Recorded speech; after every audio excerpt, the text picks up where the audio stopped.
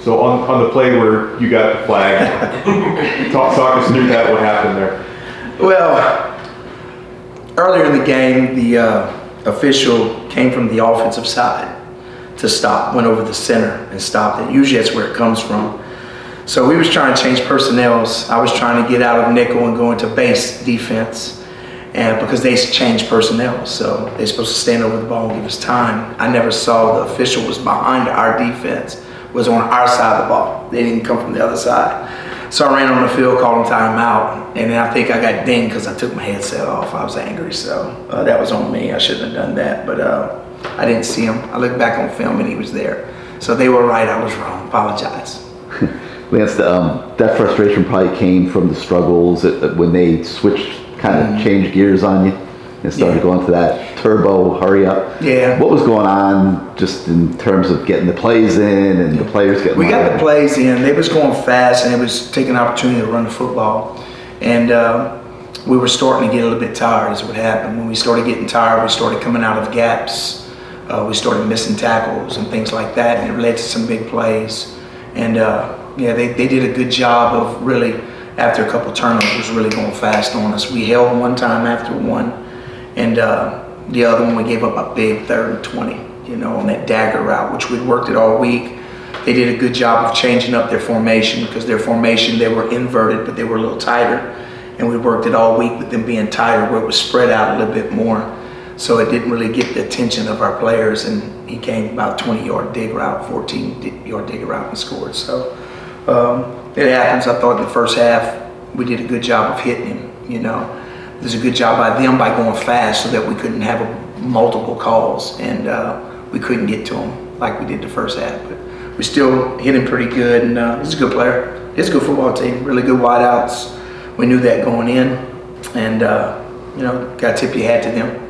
Lance, you've talked about all season what you show on film will essentially come back, or things like that. With that tempo, just how do you prep for that in case other teams see that and want to use it later on in the year? You do the same. People are going to try to tempo you. Of course, if you stop first and second down and they get off the field in 3 downs and they haven't used up a lot of clock, then they kind of discourage them. So as long as they have a little bit of success, they'll keep doing it to you. At times we did stop them, but we didn't stop them enough. And I think we ran out of numbers a little bit at the end, especially with Nashalik going down in the game, and we just got a little thin. So we'll work on it this week. We'll work on more tempo periods and go against our offense. And we do it every week, but we only go 4 plays. We don't do like multiple plays. So we'll have to do that this week with our scouts, because we'll get it again. Thanks. Obviously, O'Marion Hampton from UNC got you guys pretty good on Saturday. Got about 200 yards, and Clemson has some really solid running backs as well. How are you working on improving the run defense this week? Well, we got tired, and if you looked at it, we busted a couple gaps, and then we just missed tackles. And missed tackles, we knew that there's 220-pound running backs, and once they started tempoing us and we didn't get off the field like we needed to, it kind of took over. And it kind of took over because now arm tackles don't get big backs down. So you got to make sure you fit the gaps. So this week will be the same thing. They'll try to do what North Carolina did. They've had 2 weeks to prepare for us. So we got to do a good job of changing up some things so that for 2 weeks what they've been working on, they may not see. So. And then just also about Clemson's offense, just what have you seen on film from Jay Klubnik and their passing game? Quarterback's good, he's fast. He may be the fastest quarterback we've played. So that catches your attention. The running backs are really good. One of them's a big physical back. The other is coming out of the backfield and doing different things. Receivers are solid crew. Offensive line is better than they were last year. So another good offense. We'll have to get off to a good start and just play complementary football.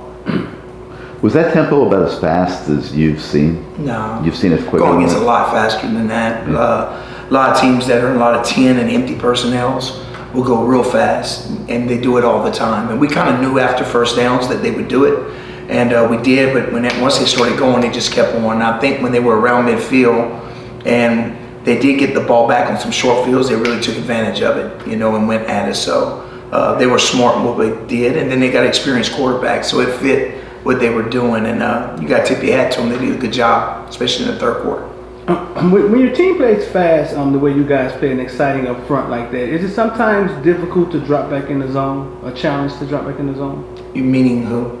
Your defense. When your defense plays fast and blitz. Yeah, because play action to get you. So you're man to man, it's a lot easier because people go out for passes, you cover them. But in zone, if they give you a lot of it, especially RPO today, so they'll give you a run look with the offensive linemen, but they're running routes downfield, and you mix that with tempo, and it's very difficult. So your defensive backs have to play it like it's pass because they can't read linemen. Like back when we played, offensive lineman gave you a high hat or he gave you a low hat. If he gave you a low hat, it was a run. If he popped up, it was automatic pass. But today, linemen are going downfield and they're getting the ball out before they've crossed that that little area right there, and it's still a playable thing. So it's tougher today, but it's part of it. I mean, these kids are used to going against it, and biggest thing is winning first down like always. We got to make it second and long, and when we did have success, that's what we did.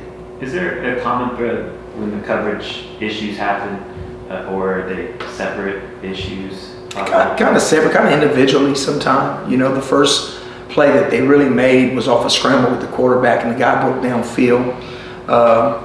The big long ball, I thought Tutu was in a good spot. I think he could have made the play. I think he mistimed his jump a little bit. I thought the ball was going to be a little bit shorter. We were in quarters, and they ran a bend with a post, kind of grabbed the feet of Cam, which made him come down and left the post behind him. We knew that was the type of throws they liked. And I thought Tutu was inside of it enough, and of course the big wide receiver can run. And but he had a chance to make that play. He just kind of misjudged it, So you're good. They were undefeated before we played them. They were undefeated without the big guy, and you add him, it makes it more difficult. But I really thought we hit the quarterback, we could affect them, and we did early on. Especially, one time he came through and he went and slid, and he don't slide a lot. So I knew that they came and hit him and got him a little bit, and it kind of rattled him. But then in the second half, when they got some short fields and they tempo, they kind of got back his momentum, and he became the guy he's always been. So, good player. You kind of touched on it just now, but it seemed like kind of throughout the year, you guys have been getting a lot of pressure, but not actually getting to the quarterback and completing the play and getting a sack. 5 sacks is season high on Saturday. Is there anything you noticed that was different about, just getting home, or just like law averages kind of, We brought more against A&M. I think this guy's a little bit more prototypical, the guy that we played, so he would hang in there a little longer. And we got a little bit more exotic on some third down, the one that came through the pipes. So I don't know. I mean, I thought against A&M you couldn't bring better pressure than we did. It's just he kept throwing it away and kept running, So athletic quarterbacks can buy time, and if they get out of the pocket, they can throw it anywhere they want. It's not grounding. So no, there's really no rhyme or reason. I do think Bang converted, run the pass. We got a sack in the end zone, had a chance right there, and they got the ball and came out of it for 4 yards. So happens like that. Their wide receiver, Dev Walker. Did you guys think he would be that effective in his second game back, or something you had to gauge once the game started? We thought he was good, like he showed. But the quarterback's a system guy, so he's not going to look at one guy. What he kind of sees and what you give him, he's going to go through his read. So if he starts to the field and he sees quarters, he knows about where he's going to throw the ball, no matter who's there. And so, like, if you push coverage to one guy, which they was undefeated without him, so it's like, okay, the other guys can play too, and then they were running the football, you kind of in a pinch. You got to kind of play it straight up, We thought on third down we could maybe move the coverage a little bit to him, but on first or second down, there's no way you can stop the run and do all those things and try to bracket a guy. But yeah, he was good. We made him a little bit better than he was, though, I thought. He ran a dig route, and we expanded out of it. If we were in coverage, we'd have been there, and if Tutu chimes his jump, it might be totally something different. If we'd have kept him in the pocket maybe a little bit more. So, it is what it is. I'm sure going forward, the more plays he makes, the quarterback may get a little comfortable with getting him the ball a lot, and there might be a little bit more tendencies of going to him on certain plays, certain downs, but we didn't have that opportunity, of course. Anything else for Coach Guidry? What's the biggest thing you learned about Kiko with the sack that he got on Saturday night, doing on the road in the ACC? It's a different scene from where he was at Washington State, sure. Yeah, I wish he would have knocked the ball out because he had a chance to sack and strip him right there, I thought Kiko played good. We had a bunch of guys that played well. And we had some other guys that kind of got a little frustrated along with the coaches. You know, it's a part of it. And we'll go back to work this week, excited that we got another week to prove ourselves. That's a good thing about football. Every Saturday you got another chance to kind of redeem yourself. So I'm excited to get started on this week. A win cures everything. The Cam Kitchens Blitz, can you explain the origin of it? Like, when did you start using it? Like, what exactly is it? The blitz through the middle? Yes. We used to call it flash back in the old day, and we'd put it in, and it was a straight out blitz, playing straight man. The other night we ran it, and we dropped the defensive ends, and was really playing quarters on the back end of it. But first time I ran it was probably as a player at McNeese. We called it Colonel, because we played the Nichols Colonels was the name of it. When I started coaching, we called it flash because it was the free safety. The other night, we called it Tor Heel, and it was either going to be James or Cam, depending if it was 2x2 or 3x1. If it was 3x1, James was going to come down the middle. Well, he was begging Cam on the play, let me go, and Cam said, it's my turn. I swear, they talked about it on the bus, and I said, James, you know, if you'd have hit him, we might have knocked him out of the game. So I told Cam that. Cam said it was my turn. It was part of the scheme. So I've run it probably once or twice a year, you know, and I'll just pick my times to try to do it. And double A-gap blitzes, we get through there. And they had a good, the reason why I thought we could do it is because they're running back. They felt good about him blocking our backers.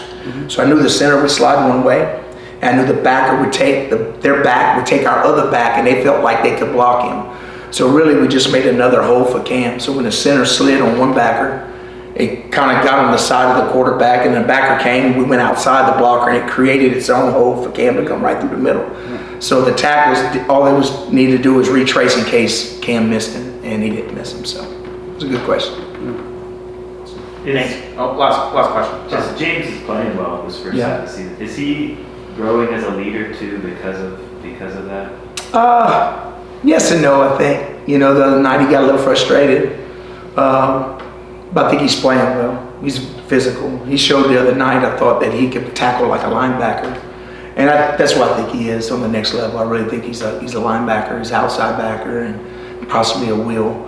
But yeah, he's playing better and better. He's playing with confidence, you know, which is good. And we just need to grade better and kind of stick within the plan a little bit more back there. And just, that was probably the biggest thing. We have probably more mental bust than we've had. But when people go fast on you, that's the first thing that goes is kind of your thinking. You know, you start trying to ad-lib and make plays instead of just executing the defense and everybody kind of being on the same page. And it happened a little bit the other night. It happened to me. So.